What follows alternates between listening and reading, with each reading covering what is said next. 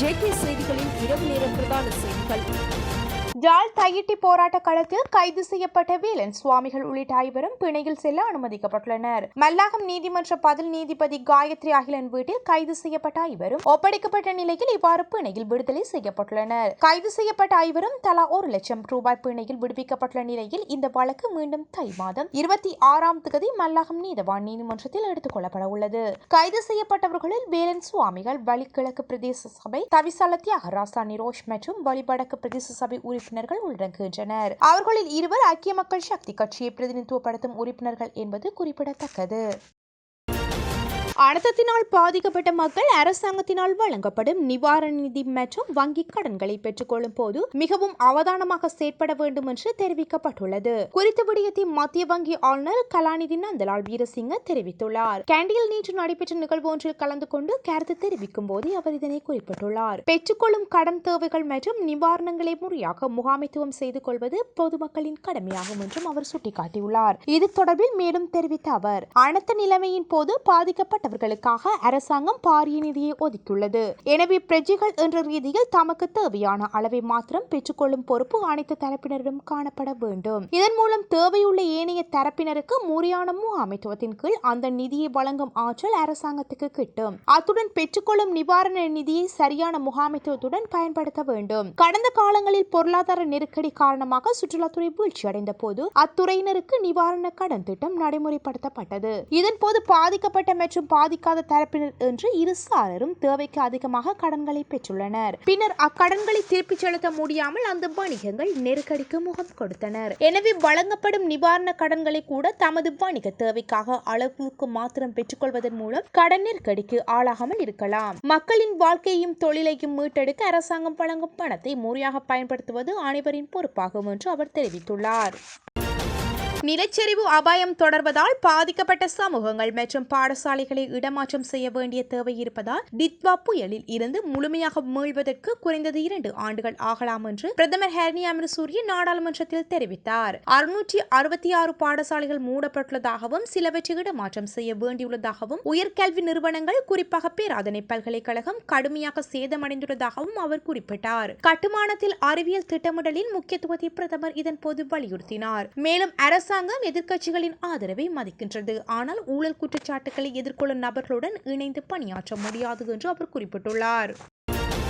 அண்மையில் ஏற்பட்ட பேரிடர்களால் பாதிக்கப்பட்ட மக்களுக்கு நிவாரணம் வழங்குவதாக அரசாங்கம் உறுதியளித்த போதிலும் பாதிக்கப்பட்ட மக்களுக்கு இன்னும் இழப்பீடு கிடைக்கப்படவில்லை என்று ஸ்ரீலங்கா பொதுஜன பெரமுனவின் தேசிய அமைப்பாளரும் நாடாளுமன்ற உறுப்பினருமான நாமல் ராஜபக்ஷ கூறினார். ஊடகங்களுக்கு பேட்டியளித்த ராஜபக்ஷ மாவட்ட மற்றும் பிரதேச மட்டங்களில் உள்ள அதிகாரிகள், பாதிக்கப்பட்ட பகுதிகளில் உள்ள அரசாங்க அதிபர்கள், பிரதேச செயலகங்கள் மற்றும் கிராம அளவிலான அதிகாரிகள் பேரிடர் பாதிக்கப்பட்டவர்களுக்கு இழப்பீடு வழங்குவதற்கான நடைமுறைகளை கோடிட்டு காட்டும் எந்த ஒரு முறையான எழுத்துப்பூர்வ அறிவுறுத்தல்களையும் பெறவில்லை என்று அவர் குறிப்பிட்டுள்ளார். இழப்பீடு தொடர்பாக ஜனாதிபதி நாடாளுமன்றத்தில் அறிக்கைகளை வெளியிட்டிருந்தாலும் மாவட்ட அபிவிருத்தி குழு கூட்டங்களில் முரண்பாடான நிலைப்பாடுகள் முன்வைக்கப்பட்டுள்ளன என்றும் அவர் தெரிவித்தார். அரசியல் அதிகாரிகள் மரணச் சான்றிதழ்களை வழங்க விழாக்களை நடத்துவது கூட வருந்தத்தக்கது.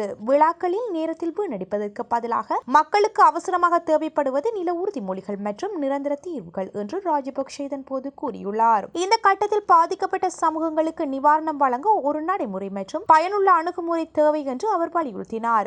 மக்கள் தங்கள் கவலைகளை அதிகாரிகளிடம் நேரடியாக தெரிவிப்பதற்கான சரியான வழிமுறை இன்னும் இல்லை என்றும் ராஜபக்ஷ சுட்டிக்காட்டினார். நாங்கள் அவர்களை சந்திக்கும் போது மட்டுமே அவர்கள் தங்கள் பிரச்சனைகளை பகிர்ந்து கொள்ள வாய்ப்பும் கிடைக்கின்றது என்று அவர் கூறினார். பாதகமான வானிலையால் மிகவும் பாதிக்கப்பட்டவர்களுக்கு அரசாங்கம் போதுமான ஆதரவை வழங்க தவறிவிட்டது என்று ராஜபக்ஷ மேலும் கூறினார். இடம்பெயர்ந்த பல குடும்பங்கள் எப்போது தங்கள் வீடுகளுக்கு திரும்ப முடியும் என்பது குறித்து நிச்சயமற்ற நிலையில் இருப்பதாகவும் தற்போது தற்காலிகமாக தங்குமிடங்களில் வசித்து வருவதாகவும் அவர் மேலும் தெரிவித்துள்ளார். தேசிய கட்டிட ஆராய்ச்சி நிறுவனத்தின் அதிகாரிகள் வெளியேற எச்சரிக்கைகள் விடுக்கப்பட்ட பல கிராமங்களுக்கு இன்னும் செல்லவில்லை என்றும் அவர் குறிப்பிட்டார். பாதிக்கப்பட்ட சமூகங்களின் கவலைகளை நிவர்த்தி செய்வதற்கு சரியான நேரத்தில் நிவாரணம், மீள்குடியேற்றம் மற்றும் நீண்டகால தீர்வுகளை உறுதி செய்வதற்கு சம்பந்தப்பட்ட அதிகாரிகள் உடனடி நடவடிக்கை எடுக்க வேண்டும் என்று நாமல் ராஜபக்ஷ இதன் போது வலியுறுத்தினார்.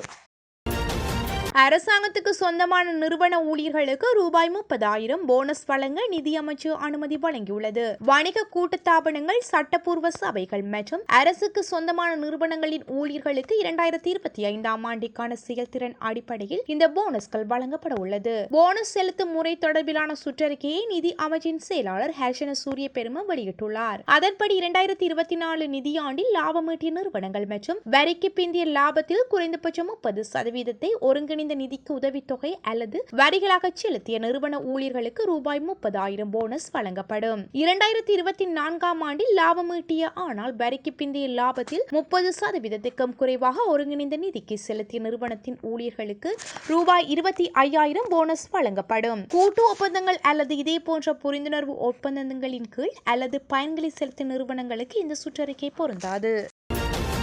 ஜனவரி மாதத்துக்கான எரிபொருள் விலை திருத்தம் குறித்து இதுவரை வித தீர்மானமும் மேற்கொள்ளப்படவில்லை என்ற தகவல்கள் வெளியாகியுள்ளது. குறித்த விடயத்தை இலங்கை கனியவள கூட்டுத்தாபனத்தின் முகாமைத்துவ பணிப்பாளர் மயூர நெந்திக குமாரகே தெரிவித்துள்ளார். அத்துடன் தேசிய எரிபொருள் தேவையை நிறைவு செய்யும் வகையில் முறையான திட்டமிடல் மற்றும் இறக்குமதிகள் ஊடாக எரிபொருள் இருப்பு உறுதி செய்யப்பட்டதாக இலங்கை கனியவள கூட்டுத்தாபனம் தெரிவித்துள்ளது. நாட்டின் களஞ்சிய வசதிக்கு ஏற்ப 20 தொடக்கம் 30 நாட்களுக்கு தேவையான இருப்பு பராமரிக்கப்படுவதாக அந்த திணைக்களம் மேலும் சுட்டிக்காட்டியுள்ளது. அத்துடன் சமீபத்திய அதிதீவிர வானிலை காரணமாக எரிபொருள் இருப்புகளுக்கு எவ்வித பாதிப்பும் ஏற்படவில்லை என்றும் அவர் உறுதிப்படுத்தியுள்ளார். மேலும் ஜனவரி மாதத்துக்கான எரிபொருள் விலை திருத்தம் குறித்து இதுவரை எவ்வித தீர்மானமும் மேற்கொள்ளப்படவில்லை என்றும் அவர் குறிப்பிட்டுள்ளார். கிடைக்கப்பெறும் தரவுகளின் அடிப்படையில் விலை திருத்தங்கள் தொடர்ச்சியான செயல்முறையாக முன்னெடுக்கப்படும் என்றும் அவர் தெரிவித்தமை குறிப்பிடத்தக்கது. மக்களுக்கு உதவ முடியவில்லை என்றால் நானும் நாடாளுமன்ற உறுப்பினர் பதவியில் இருந்து விலகுகின்றேன் என்று தேசிய மக்கள் சக்தியின் ஜாழ் மாவட்ட நாடாளுமன்ற உறுப்பினர் ரஜீவன் சந்திரமூர்த்தி தெரிவித்துள்ளார். தனது உத்தியோகபூர்வ முகநூல் பக்கத்தில் வெளியிட்டுள்ள பதிவில் அவர் இந்த விடயத்தினை குறிப்பிட்டுள்ளார். அந்த பதிவில் நாடாளுமன்ற உறுப்பினராக எனக்குள்ள அதிகாரத்தை தாண்டி பாதிக்கப்பட்ட மக்களுக்கு உதவ சொல்லி பல அரசு அதிகாரிகள் கெஞ்சி கேட்டேன். பலர் உதவினார்கள், சிலர் உதவியே இல்லை. அதனை மன்னிக்க முடியாது. அப்படியானவர்கள் தங்கள் பதவியை உறுதிப்படுத்த பாடுபட்டார்களே தவிர மக்களுக்கு உதவ உரிய விசாரணை நடத்தி பாதிக்கப்பட்ட மக்களுக்கு தீர்வை வழங்குவேன். மக்களுக்கு உதவ முடியவில்லை என்றால் நானும் நாடாளுமன்ற உறுப்பினர் பதவியில் இருந்து விலகுகின்றேன். எனக்கு உதவ 1000 வழிகள் உண்டு. அதே போன்று அதிகாரம் உள்ள யாரும் மக்களுக்கு நல்லது செய்ய பின்னிக்க கூடாது என்று அவர் குறிப்பிட்டுள்ளார். இலங்கையில் எதிர்வரும் பண்டிகை காலத்தில் வழிபாட்டு தலங்களுக்காக விசேட பாதுகாப்பு திட்டம் ஒன்றை நடைமுறைப்படுத்த நடவடிக்கை எடுக்கப்படும் என்று போலீசார் தெரிவித்துள்ளனர். இதற்காக பெருமளவான மேலதிக போலீஸ் உத்தியோகஸ்தர்கள் கடமையில் ஈடுபடுத்தப்பட உள்ளதாக போலீஸ் ஊடக பேச்சாளர் போலீஸ் அத்தியட்சர் MU புல்ட்லர் மேலும் குறிப்பிட்டுள்ளார். அதற்கமைய பண்டிகை காலத்தில் மத வழிபாட்டு தலங்கள் மற்றும் பல்வேறு மத நடவடிக்கைகளில் ஈடுபடும் பொதுமக்களின் பாதுகாப்பை உறுதி செய்ய போலீசார் நடவடிக்கை எடுத்துள்ளனர். இதற்காக சிவில் உடையில் போலீஸ் உத்தியோகஸ்தர்களும் புலனாய்வு பிரிவு அதிகாரிகளும் ஈடுபடுத்தப்படுவார்கள் என்று அவர் தெரிவித்துள்ளார். அத்துடன் பண்டிகை காலத்தை பாதுகாப்பான முறையில் செலவிடுவதற்கு விசேட திட்டங்கள் ஏற்கனவே வகுக்கப்பட்டுள்ளதாகவும் அவர் மேலும் சுட்டிக்காட்டியுள்ளார். இந்த நிலையில் அனைத்து தலைமை போலீஸ் பரிசோதகர்கள் மற்றும் நிலைய பொறுப்பதிகாரிகள் அந்தந்த போலீஸ் பிரிவுகளில் உள்ள அனைத்து மத தளங்களின் தலைவர்களை சந்திக்கவும் உள்ளனர். இதனை அடுத்து அனைத்து மத நிகழ்ச்சிகளுக்கும் பாதுகாப்பு வழங்க நடவடிக்கை எடுக்கப்படும் என்று அவர் மேலும் குறிப்பிட்டுள்ளார். கடந்த சில நாட்களாக பெய்த மழை மற்றும் வடகிழக்கு பருவப்பேச்சுடன் எதிர்காலத்தில் மழை பெய்யக்கூடும் என்பதால் தேசிய கட்டிட ஆராய்ச்சி நிறுவனத்தால் வெளியிடப்பட்ட மண்சரிவு எச்சரிக்கை மேலும் நீடிக்கப்பட்டுள்ளது.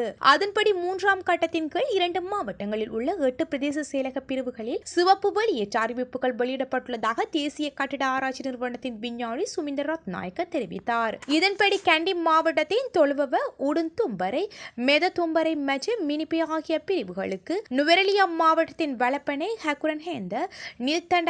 மற்றும் மதுரட்ட ஆகிய பிரதேச செயலக பிரிவுகளுக்கு இந்த சிவப்பு எச்சரிக்கை விடுவிக்கப்பட்டுள்ளது. அத்துடன் 2ஆம் கட்டத்தின் கீழ் 5 மாவட்டங்களைச் சேர்ந்த 35 பிரதேச செயலக பிரிவுகளுக்கு அவதானமாக இருக்குமாறும் அறிவுறுத்தல் விடுக்கப்பட்டுள்ளது. கடந்த சில நாட்களில் பெய்த மழை காரணமாக ஆய்வுக்காக தேசிய கட்டிட ஆராய்ச்சி நிறுவனத்தால் பெறப்பட்ட கோரிக்கைகளின் எண்ணிக்கை 5450 என்று சுமிந்த ரத்நாயக்க இதன்போது கூறியுள்ளார். இந்த கோரிக்கைகளில் சேர்க்கப்பட்டுள்ள இடங்களின் எண்ணிக்கை 10,784 என்றும் 1433 இடங்களில் ஆய்வுகள் முடிக்கப்பட்டுள்ளதாகவும் அவர் தெரிவித்துள்ளார். மத்திய மாகாணத்துக்குள் பரிசோதனைக்காக கோரப்பட்டிருந்த பாடசாலைகளின் எண்ணிக்கை 128 இருந்ததுடன் அவற்றில் 120 பாடசாலைகளின் பரிசோதனைகள் நிறைவு செய்யப்பட்டுள்ளதாகவும் அவர் மேலும் குறிப்பிட்டுள்ளார். 2025 ஆண்டில் கனடா அரசினால் நாடு கடத்தப்பட்ட புலம்பெயர்ந்தோர் தொடர்பில் தகவல்கள் வெளியாகியுள்ளது. இதன் அடிப்படையில் 19,000 புலம்பெயர்ந்தோரை கனடா அரசு நாடு கடத்தியதாக தெரிவிக்கப்பட்டுள்ளது. 2025 ஆண்டு அக்டோபர் மாத நிலவரப்படி 18,785 புலம்பெயர்ந்தோர் நாடு கடத்தப்பட்டதாக தெரிவிக்கப்பட்டுள்ளது. குறித்த விடயத்தினை கனடா எல்லை சேவைகள் ஏஜென்சி தரவுகள் சுட்டிக்காட்டியுள்ளன. நவம்பர் மற்றும் டிசம்பர் மாத எண்ணிக்கையும் கணக்கில் சேர்த்தால் அந்த எண்ணிக்கை 18,969 தாண்டும் என்று தெரிவிக்கப்பட்டுள்ளது. மேலும் 2023 கனடா 15,207 பேரையும் மற்றும் 2024 17,357 பேரையும் நாடு கடத்தியுள்ளமை குறிப்பிடத்தக்கது.